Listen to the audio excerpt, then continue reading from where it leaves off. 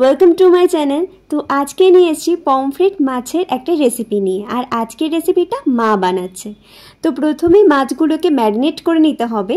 তো প্রথমে দিয়ে দেওয়া হয়েছে হলুদ, তারপরে সামান্য পরিমাণে লবণ, আর দেওয়া হচ্ছে কাশ্মীরি লঙ্কার গুঁড়ো। তো অনেকেই মনে করেন কাশ্মীরি লঙ্কার গুঁড়োতে ঝাল হয়, কিন্তু এটাতে কিন্তু শুধুমাত্র রঙটাই আসে। আর তার সাথে পরিমাণ মতো আদা, রসুন, কাঁচা লঙ্কা, পেঁয়াজের একটু পেস্ট দেওয়া হলো, আর দেওয়া হলো সামান্য লেবুর রস। সব শেষে একটু সর্ষের তেল দিয়ে ভালো করে ম্যারিনেট করে নিতে হবে। মাছগুলো ম্যারিনেট করে 1 ঘন্টা মতো রেখে দিতে হবে। এতে নুন, ঝাল, মশলা মাছের মধ্যে ভালোভাবে ঢুকে যাবে। আর মাছগুলো অবশ্যই একটুখানি করে চিড়ে দেবে, তাতে কিন্তু নুন, ঝাল, মশলাটা ঢুকতে সুবিধা হবে। আর অবশ্যই লেবুর রসটা ব্যবহার করবে, কারণ সামুদ্রিক মাছে একটা গন্ধ থাকে। তো লেবুর রস ব্যবহার করলে সেই গন্ধটা অনেকটাই কমে যায়। এরপর আমরা মাছটাকে ভেজে নেব। এর জন্য কড়াইতে সর্ষের তেল দিয়ে ভালো করে ছড়িয়ে নেওয়া হচ্ছে খুন্তির সাহায্যে। আর এই রান্নাটা টোটালটাই আমরা সর্ষের তেলেই করছি। আর তোমরা চাইলে সাদা তেলেও করতে পারো, কিন্তু সর্ষের তেলের ব্যাপারটাই একটু আলাদা। তো এরপর একে একে এই মাছগুলোকে ভেজে নিতে হবে। মাছ ভাজতে গিয়ে কিন্তু অনেক সময় ভেঙে যায়। তো সেই জন্য কি করতে হবে না, কড়াইটাকে খুব ভালো করে গরম করতে হবে, তারপর সর্ষের তেল দিতে হবে, তারপর তেলটাকেও খুব ভালো করে গরম করতে হবে। তাহলে কিন্তু মাছ আর ভেঙে যায় না। তো এটা ছিল আজকের টিপস। এটা আমি জানি না, আমার মায়ের কাছ থেকেই আমি শিখেছি। তো আজকের রান্নাটা তো পুরোটাই মা করছে, তোমাদেরকে তো বললামই। তো মা এইভাবেই মাছগুলো ভাজে, তাই সেটা শেয়ার করে দিলাম। তো অলরেডি আমাদের মাছ ভাজা কমপ্লিট। এবার একে একে আমরা মাছগুলো তুলে নিচ্ছি।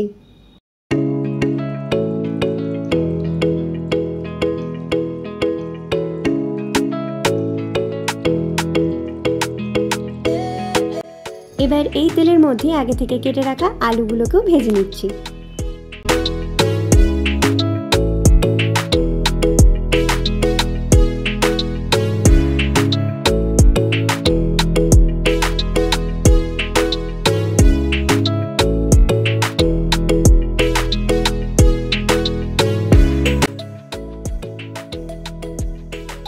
এবার চলে এলাম নেক্সট প্রসেসে। তো দিয়ে দিচ্ছি এখানে তেজপাতা, আর তারপর দিয়ে দেওয়া হচ্ছে গোটা গরম মশলা আর গোটা জিরে।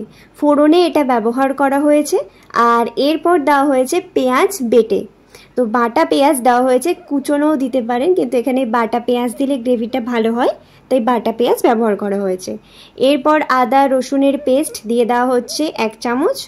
আর এরপর মশলাটাকে ভালো করে কষতে হবে। কষতে কষতে যখন ভাজা ভাজা হয়ে আসবে, তখন দিয়ে দেব মশলার পেস্ট। এই মশলাটা ওই হলুদ, জিরে, ধনে, সামান্য গোলমরিচ আর কাশ্মীরি লঙ্কার গুঁড়ো জলে গুলে বানানো হয়েছে। সাথে দেওয়া হচ্ছে একটু বাটি ধোয়া জল। এরপর মশলাটাকে ভালো করে কষতে হবে। তো মশলা ভালো করে কষে তেল যখন ছেড়ে আসবে, তখনই আমরা আলুগুলো অ্যাড করব।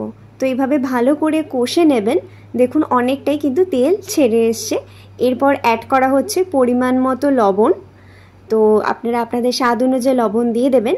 আর যদি থাকে বাড়িতে টমেটো দেবেন। টমেটো ছিল না, সেই জন্য এখানে টমেটো কেচাপ ব্যবহার করা হলো।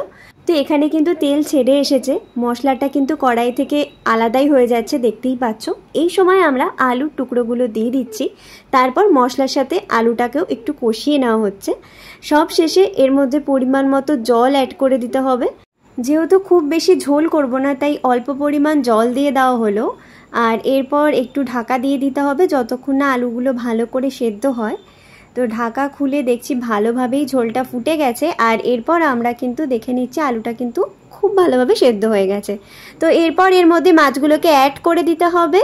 তো আমাদের মাছের কালিয়া একদম রেডি। তোমাদের বাড়িতে যদি ধনেপাতা থাকে তো একটু দিয়ে দিও, তাহলে আরও টেস্টটা ভালো হবে। ধনেপাতা বাড়িতে ছিল না, তাই এইভাবেই সার্ভ করা হলো মাছের কালিয়া। তোমরা অবশ্যই একবার ট্রাই করো। আর আজকের এই ভিডিওটা যদি তোমাদের ভালো লেগে থাকে, তো প্লিজ ভিডিওটাতে একটা লাইক করে দিও। আর যদি এইরকমই আরও নতুন নতুন রেসিপিস দেখতে চাও, তাহলে প্লিজ চ্যানেলটিকে সাবস্ক্রাইব করে দিও। দেখা হচ্ছে এইরকমই আরও নতুন নতুন ভিডিওর সাথে। ততক্ষণ সবাই ভালো থেকো, সুস্থ থেকো, টাটা।